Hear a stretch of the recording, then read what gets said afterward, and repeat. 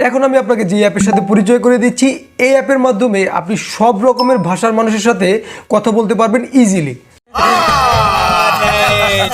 ঠিক আছে, তাহলে চলুন দেখে আসি।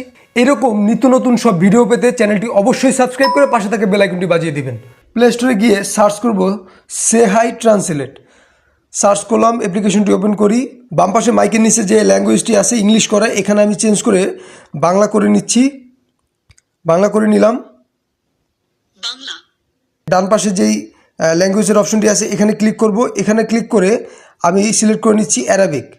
العربية। আমি কথা বলছি। কেমন আছো? كيف يتم ذلك؟ এখানে শপিং মল কোথায় আছে আমাকে একটু বলে দিতে পারবে? أين مركز التسوق هنا؟